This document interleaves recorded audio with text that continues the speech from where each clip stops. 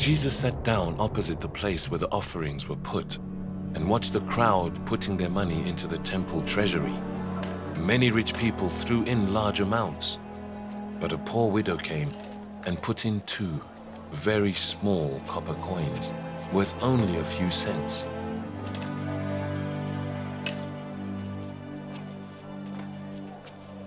Calling his disciples to him, Jesus said, "Truly I tell you, this poor widow has put more into the treasury than all the others. They all gave out of their wealth, but she, out of her poverty, put in everything, all she had to live on." As Jesus was leaving the temple, one of his disciples said to him, "Look, teacher, what massive stones, what magnificent buildings." "Do you see all these great buildings?" replied Jesus. "Not one stone here will be left on another. Every one will be thrown down."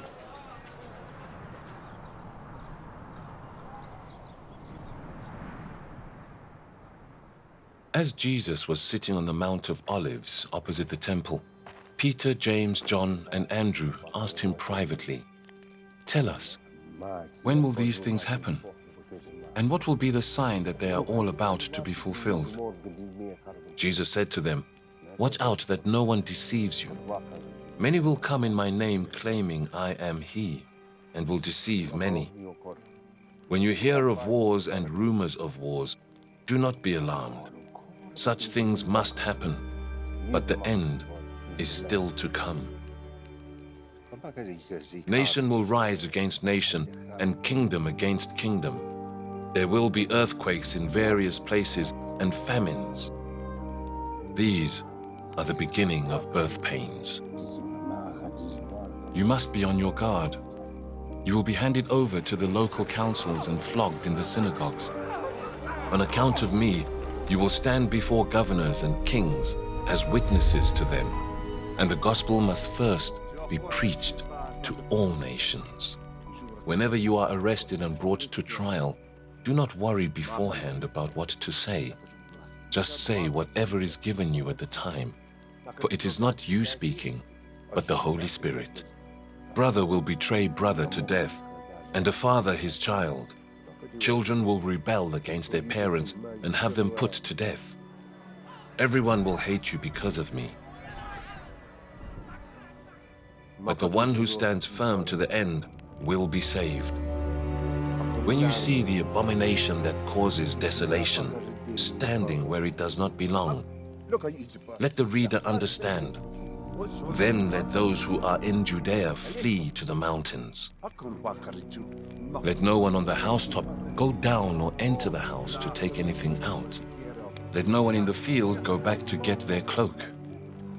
How dreadful it will be in those days for pregnant women and nursing mothers.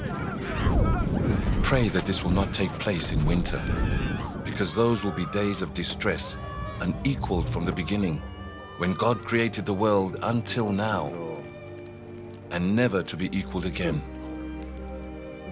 If the Lord had not cut short those days, no one would survive. But for the sake of the elect, whom he has chosen, he has shortened them. At that time, if anyone says to you, "Look, here is the Messiah," or "Look, there he is," do not believe it. For false messiahs and false prophets will appear and perform signs and wonders to deceive, if possible, even the elect. So be on your guard. I have told you everything ahead of time. But in those days, following that distress, the sun will be darkened, and the moon will not give its light. The stars will fall from the sky, and the heavenly bodies will be shaken. At that time, people will see the Son of Man coming in clouds with great power and glory. And he will send his angels and gather his elect from the 4 winds, from the ends of the earth to the ends of the heavens. Now learn this lesson from the fig tree. As soon as its twigs get tender and its leaves come out, you know that summer is near. Even so, when you see these things happening, you know that it is near, right at the door. Truly I tell you, this generation will certainly not pass away until all these things have happened. Heaven and earth will pass away, but my words will never pass away. But about that day or hour no one knows, not even the angels in heaven, nor the Son, but only the Father. Be on guard. Be alert. You do not know when that time will come. It's like a man going away.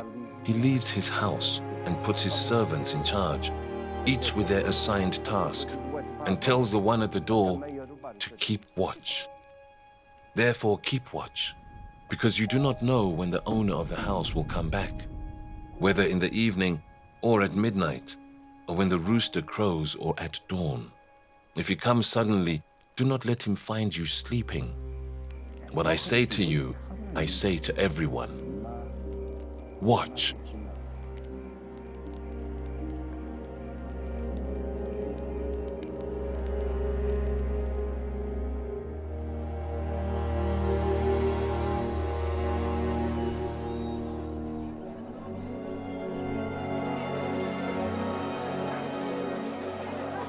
Now the Passover and the festival of unleavened bread were only 2 days away, and the chief priests and the teachers of the law were scheming to arrest Jesus secretly and kill him. But not during the festival, they said, or the people may riot.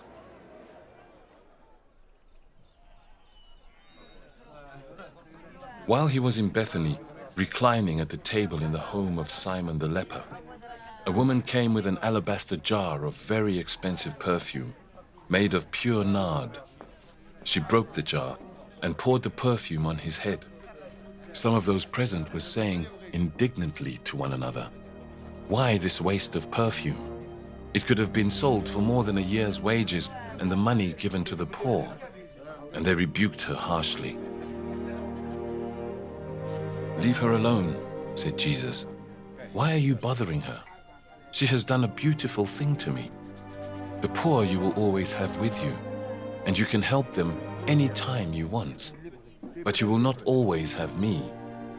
She did what she could. She poured perfume on my body beforehand to prepare for my burial. Truly I tell you, wherever the gospel is preached throughout the world, what she has done will also be told in memory of her."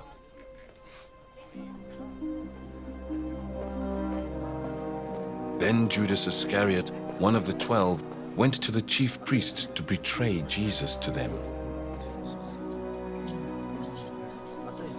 They were delighted to hear this and promised to give him money. So he watched for an opportunity to hand him over.